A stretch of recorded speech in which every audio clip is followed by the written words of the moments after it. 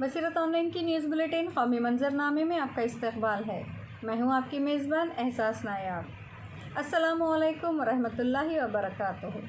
नाज़रीन इकराम, आगे बढ़ने से पहले एक नज़र आज की अहम सुर्खियों पर।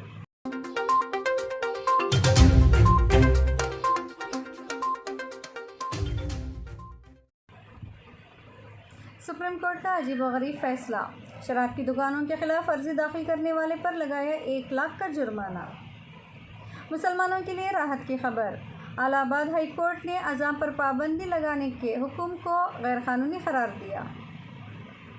हुकूमत और मीडिया के झूठ का पर्दाफाश, 1640 गैर मुल्की तबलीगियों में 64 थे कोरोना पॉजिटिव, सिर्फ 2 की मौत। 15 दिन से भूख से तड़प रहे थे बच्चे, नहीं बर्दाश्त कर पाया तो मजदूर ने लगा ली फांसी। महाराष्ट्र 5 बड़े शहरों में लॉकडाउन 4 का ऐलान, 31 मई तक रहेगा नाफिज।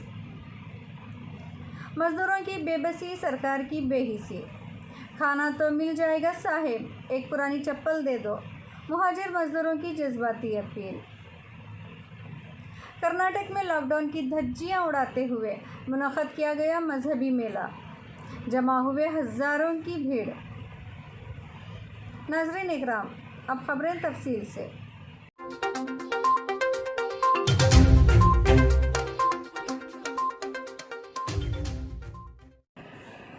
नाज़रीन इकराम, कोरोना वायरस की वजह से पूरे मुल्क में लॉकडाउन नाफिज है।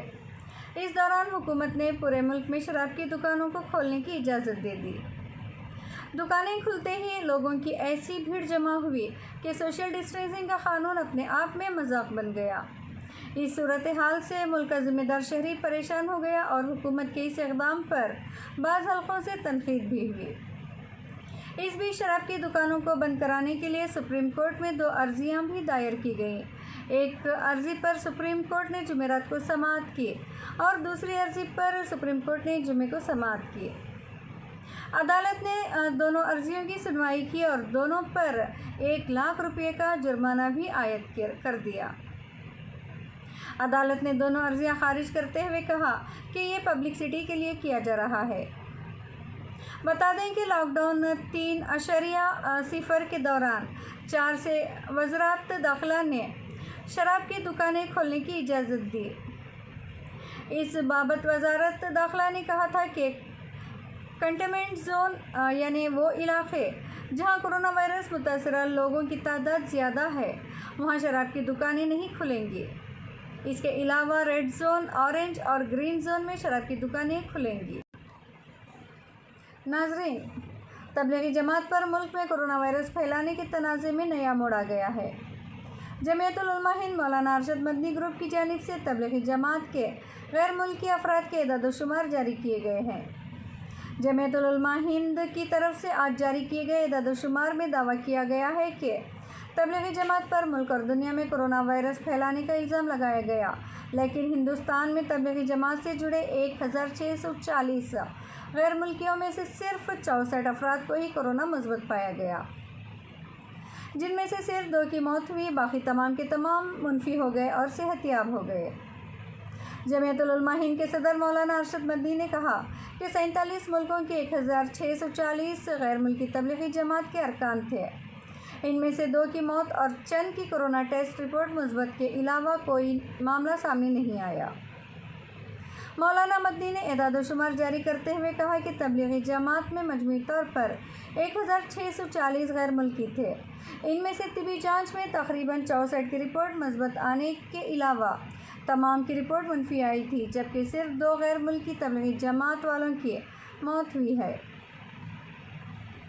जिन 64 तबलीगी जमात के अरकान की रिपोर्ट मुस्बत आई थी, बाद में वो सब के सब सेहतियाब हो गए, लेकिन हुकूमत और मीडिया ने पूरे मुल्क में कोरोना फैलाने के तबलीगी जमात पर झूठा इल्ज़ाम लगाकर मुसलमानों के ख़िलाफ़ नफ़रत की फ़िज़ा साज़गार की थी। मुसलमानों के ख़िलाफ़ नफ़रत का माहौल कायम हुआ, यहाँ तक कि जगह जगह इन पर हमले हुए, मॉब लिंचिंग में मारे गए। सब्ज़ी और फल फरोशों का बाइकआउट करके न सिर्फ मुल्क के कानून की धज्जियाँ उड़ाई गई, बल्कि पूरी दुनिया में मुल्क को बदनाम किया गया और हुकूमत खामोश तमाशाई बनी रही।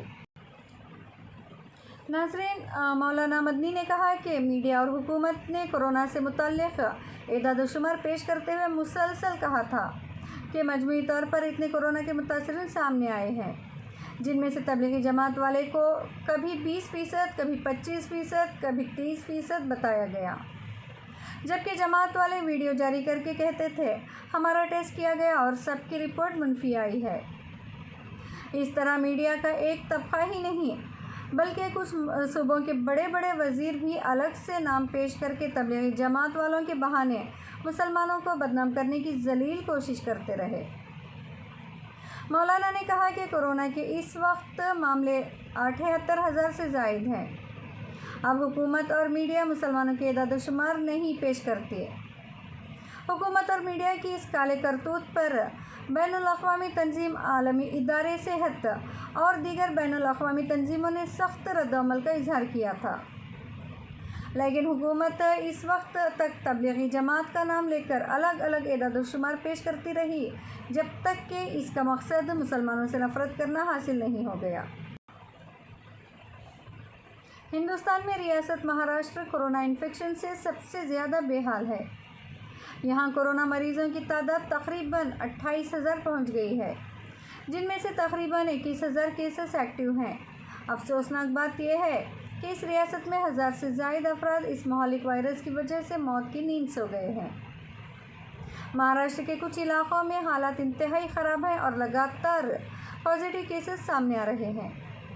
इस मुश्किल वक्त को देखते हुए रियासती हुकूमत ने कुछ शहरों में लॉकडाउन 4.0 का ऐलान कर दिया है। मीडिया ज़राए से मौसूल हो रही ख़बरों के मुताबिक इन शहरों में 31 मई तक लॉकडाउन नाफिज रहेगा और पाबंदियों पर सख्ती से अमल कराया जाएगा। महाराष्ट्र के वज़ीर आला उद्धव ठाकरे ने जिन शहरों में लॉकडाउन की तोसी का फ़ैसला किया है, इनमें मुंबई समेत 5 बड़े शहर शामिल हैं। मुंबई में हालात इस वक्त सबसे ज़्यादा ख़राब हैं। जी हाँ नाज़रीन, मुंबई में हालात इस वक्त सबसे ज़्यादा ख़राब हैं। इसलिए पहले से ही अंदेशा ज़ाहिर किया जा रहा था कि इस शहर में 31 मई तक कोई नरमी नहीं दी जाएगी। मुंबई के अलावा जिन शहरों में 31 मई तक लॉकडाउन की तोसी की गई है वो है पुणे, औरंगाबाद, मालेगांव और सोलापुर। नाज़रीन, यूपी में लॉकडाउन के दौरान मसाजिद में लाउड स्पीकर से अज़ान देने पर मकामी इंतज़ामिया की तरफ से पाबंदी लगाए जाने के मामले में इलाहाबाद हाई कोर्ट ने बड़ा फ़ैसला दिया है। इलाहाबाद हाई कोर्ट ने अज़ान पर पाबंदी लगाए जाने को गैर कानूनी करार देते हुए डिस्ट्रिक्ट मजिस्ट्रेट के हुक्म को मनसूख कर दिया है। हाई कोर्ट ने अपने फ़ैसले में कहा है कि मस्जिदों में अज़ान देने का मामला मजहबी आज़ादी से जुड़ा है, लिहाजा मस्जिदों में अज़ान देने से किसी को नहीं रोका जा सकता। हाई कोर्ट ने अपने फ़ैसले में ये अहम नुक्ता भी वाज़ेह किया है कि मस्जिदों में अज़ान देने से कोविड-19 की गाइडलाइन की खिलाफ वर्जी नहीं हो रही है। ऐसे में कोविड-19 की गाइडलाइन को बुनियाद बनाकर मस्जिदों में होने वाली अज़ान पर पाबंदी नहीं लगाई जा सकती। नाज़रीन, रियासत के गाज़ीपुर, हाथरी और फ़र्रुखाबाद के अज़ला के डीएम ने लॉकडाउन के दौरान मस्जिदों से अज़ान देने पर पाबंदी लगा दी थी। ज़िला इंतज़ामिया की तरफ से लगाई जाने वाली इन पाबंदियों के ख़िलाफ़ कांग्रेस के सीनियर लीडर सलमान खुर्शीद और गाज़ीपुर से मेंबर पार्लियामेंट अफजल अंसारी ने इलाहाबाद हाई कोर्ट में ऑनलाइन अर्ज़ी दाखिल की थी। गुज़िश्ता 5 मई को मामले की समाअत मुकम्मल करते हुए हाई कोर्ट ने अपने फ़ैसले को महफूज कर लिया था। सलमान खुर्शीद और गाज़ीपुर से बीएसपी के मेंबर पार्लियामेंट अफजल अंसारी ने इस मामले में इलाहाबाद हाई कोर्ट से मुदाखलत करने की दरख्वास्त की थी। अपनी अपनी अर्जियों में अफजल अंसारी और सलमान खुर्शीद ने गाज़ीपुर और फ़र्रुखाबाद के डिस्ट्रिक्ट मजिस्ट्रेट पर इल्ज़ाम लगाया था कि इन्होंने ज़बानी तौर से मस्जिदों में लाउड स्पीकर के ज़रिए अज़ान देने पर पाबंदी लगा दी है। अफजल अंसारी ने अपनी अर्ज़ी में कहा था कि डीएम गाज़ीपुर ने ये हुक्म तहरीरी तौर पर नहीं बल्कि इन्होंने अपने मातहत पुलिस अफसरान को ज़बानी हिदायत दी है कि वो अपने इलाक़ों की मस्जिदों में अज़ान ना होने दें। अर्ज़ी में कहा गया कि जिन मसाजिद में लाउड स्पीकर से अज़ान हो रही है वहाँ के मौज़न और इमाम के ख़िलाफ़ फ़र्ज़ी मुक़दमे दर्ज किए जा रहे हैं। अफजल अंसारी ने अपनी अर्जी में ये भी कहा था कि गाज़ीपुर की जिन मसाजिद में लाउड स्पीकर से अजान हो रही है, मुकामी इंतज़ामिया की तरफ से इनके खिलाफ नेशनल सिक्योरिटी एक्ट के तहत कार्रवाई करने की धमकी दी जा रही है। अफजल अंसारी ने अपनी अर्जी में कहा है कि इस तरह की कार्रवाई से आइन में दिए गए अक़लियतों की बुनियादी हुकूक़ की पामाली हो रही है। इलाहाबाद हाई कोर्ट ने इन अर्जियों पर रियासती हुकूमत से जवाब तलब कर लिया है, लेकिन अदालत में रियासती हुकूमत की तरफ से अजान पर पाबंदी के मामले में कोई इत्मीनान बख्श जवाब नहीं दिया गया था। खाना तो मिल जाएगा साहिब, एक पुरानी चप्पल दे दो। नाज़रीन, ये जज्बाती अपील है त्रिलोकी कुमार की, जो अपने पैरों पर फोड़े और ज़ख्म को दिखाते हुए चप्पल मांग रहा है। त्रिलोकी इन हज़ारों लोगों में से एक है जो गुजरात और दीगर रियासतों से अपने घर को जा रहे हैं। गोरखपुर के बहराइच का बाशिंदा त्रिलोकी ने बताया कि वो सूरत में एक कपड़ा मिल में काम करता था और ट्रेन से नहीं जा पाने की वजह से इसने पैदल ही घर की तरफ निकलने का फ़ैसला किया। त्रिलोकी का कहना है कि मैंने ख़ुद को मजदूर ट्रेन के लिए रजिस्टर किया और एक हफ्ते तक इंतज़ार किया। किसी ने फ़ोन नहीं किया और आखिरकार हमने घर पैदल ही वापस जाने का फ़ैसला किया। किसी अनजान जगह पर मरने से तो अच्छा है कि घर पर मरो। इसने बताया कि उत्तर प्रदेश की सरहद में दाखिल होने से पहले ही इसकी चप्पलों ने साथ छोड़ दिया। वो कहता है कि मैं नंगे पैर चल रहा हूँ और जी हाँ नाज़रीन, और मेरे पैरों में लगे फोड़े से खून भी बह रहा है। मुझे अब भी 300 किलोमीटर से ज़्यादा चलना है। ग्रुप के एक दीगर मुहाजिर मजदूर ठाकर ने कहा कि लोग उन्हें रास्ते में खाना और पानी की पेशकश कर रहे हैं, लेकिन इनके लिए जूते और चप्पल एक बड़ा मसला बन गया है। ठाकर बताता है कि मेरे जूते का सोल निकल रहा था, इसलिए मैंने इसके ऊपर कपड़े का एक टुकड़ा बांध दिया है। हम 1 या 2 दिन खाने के बग़ैर तो चल सकते हैं, लेकिन ऐसी हालत में बग़ैर जूतों के चलना नामुमकिन है। त्रिलोकी और ठाकर दोनों ने ही पैसे लेने से मना कर दिया और कहा कि हम चप्पल कहाँ से ख़रीदेंगे। नाज़रीन, ज़रा गौर करें, अगर इस वक्त किसी मस्जिद या मुस्लिम मोहल्ले में कोई भीड़ मज़हब के नाम पर जमा हो जाए तो मीडिया और पुलिस वाले क्या करते? जी हाँ नाज़रीन, इससे पहले इस तरह की बहुत सारी वीडियो सामने आ चुकी है जिसमें मस्जिद में नमाजियों पर पुलिस वालों को डंडे बरसाते हुए दिखाया गया है। इसके अलावा जब से लॉकडाउन हुआ है आज तक पूरे मुल्क में पुलिस वालों की सबसे ज़्यादा गहरी नज़र मसाजिद पर ही है। पुलिस वाले सुबह शाम हर वक्त मसाजिद की तस्वीर बनाकर ले जा रहे हैं, लेकिन आज कर्नाटक में ऐसा वाक़या पेश आया जिसने पूरे लॉकडाउन और सोशल डिस्टेंसिंग क़वानीन की धज्जियाँ उड़ा कर रख दी। और ये पहला वाक़या नहीं है, इससे पहले भी मध्य प्रदेश में जैन समाज के मजहबी पेशवा की आमद पर भीड़ जमा हुई थी और इससे पहले कर्नाटक में ही एक वाक़या हो चुका है जिसने लॉकडाउन और सोशल डिस्टेंसिंग की धज्जियाँ उड़ा के रखी हैं। लेकिन क्या किया जाए? जी हाँ नाज़रीन, क्या किया जाए? यहाँ तो बीमारी भी हिंदू मुस्लिम के खाने में तकसीम हो चुकी है। चूँकि कोरोना भी मुसलमान हो चुका है, तो जब मस्जिद या मदरसे में भीड़ जमा होगी तब भी मीडिया इसको नोटिस करेगा और फिर मुसलमानों को बदनाम करने का काम करेगा। अभी इसकी ज़रूरत नहीं है। ताज़ा तरीन वाक़या यह है कि कर्नाटक के रामनगर वाक़या कोलागुंडन हल्ली गाँव में जुमेरात को एक मजहबी मेले का इनेकाद हुआ। जी हाँ नाज़रीन, रामनगर वाक़या कोलागुंडन हल्ली गाँव में जुमेरात को एक मजहबी मेले का इनेकाद हुआ जहाँ बड़ी तादाद में लोग जमा हुए। इस दरमियान सोशल डिस्टेंसिंग की पूरी तरह से धज्जियाँ उड़ाई गई। खबरों के मुताबिक मजहबी इनेकाद में हिस्सा लेने वाले सभी लोग पंचायत विकास अफसर से इजाज़त लेकर प्रोग्राम में शामिल हुए थे। इस मजहबी इनेकाद में इतने लोग इकट्ठा हो गए कि सोशल डिस्टेंसिंग पर अमल करना मुश्किल हो गया।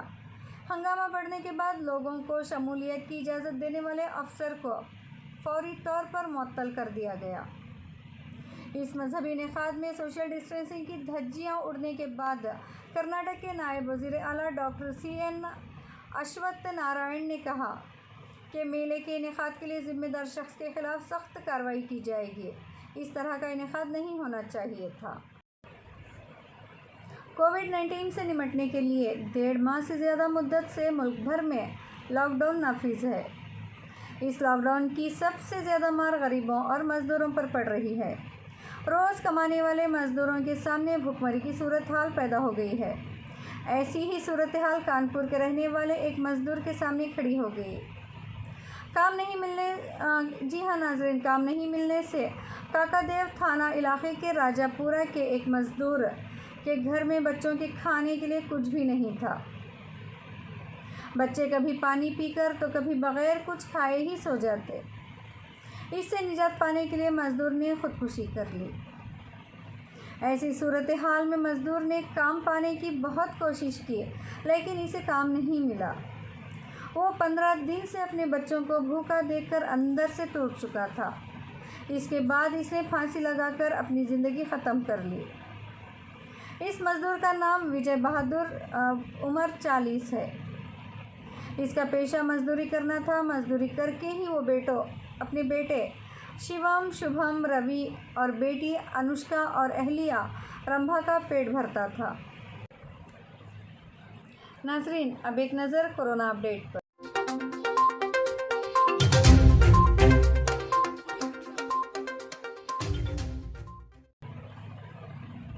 कोरोना से होने वाली मौत में मुसलसल इजाफा। अब तक 2672 अफराद हुए कोरोना के शिकार। मुतासरीन की कुल तादाद 83,000 से ज़ायद। 1,536 नए मामले दर्ज किए गए, जबकि 28,936 मरीज सेहतियाब होकर घरों को लौटे। पूरी दुनिया में मरने वालों की कुल तादाद 3,04,000 से ज़ायद। मुतासरीन की तादाद 45,69,000 से पार, जबकि पूरी दुनिया में शिफायाब होने वालों की तादाद 17 लाख से ज़ायद। ताज़ा तरीन अपडेट के मुताबिक मुल्क में अब तक कोरोना से मरने वालों की तादाद 2,672 हो चुकी है। गुज़िश्ता 24 घंटों में 1,536 नए मामले दर्ज किए गए हैं, जबकि अब तक मुतासरीन की कुल तादाद 83,584 हो चुकी है। वहीं एक अच्छी खबर ये भी है कि अब तक 28,936 मरीज सेहतियाब होकर अपने घरों को लौट चुके हैं। ताज़ा तरीन एदाद-ओ-शुमार की रोशनी में सबसे ज़्यादा मुतासरीन महाराष्ट्र में पाए गए हैं, जहां मुतासरीन की कुल तादाद 27,524 हो चुकी है और मरने वालों की कुल तादाद 1,019 तक पहुंच चुकी है। सिर्फ गुज़िश्ता 24 घंटों में महाराष्ट्र में सबसे ज़्यादा 1,602 नए मरीज सामने आए हैं और 44 अफराद की मौत हुई है। इसके बाद 9,674 मरीजों के साथ तमिलनाडु मुल्क में कोरोना से मुतासरा रियासतों में दूसरे नंबर पर है और 9,591 मरीजों के साथ गुजरात तीसरे नंबर पर। कोरोना से होने वाली मौत की बात करें तो सबसे ज़्यादा मौत महाराष्ट्र में ही हुई है, जबकि मौत के मामले में गुजरात दूसरे नंबर पर है, जहां अब तक कुल 586 मौत हो चुकी हैं। मध्य प्रदेश तीसरे नंबर पर है, जहां अब तक 237 लोगों की मौत हो चुकी है। वहीं 215 अफराद की मौत के साथ वहीं 215 अफराद की मौत के साथ मगरबी बंगाल चौथे नंबर पर है और 125 अफराद की मौत के साथ राजस्थान 5वें नंबर पर है।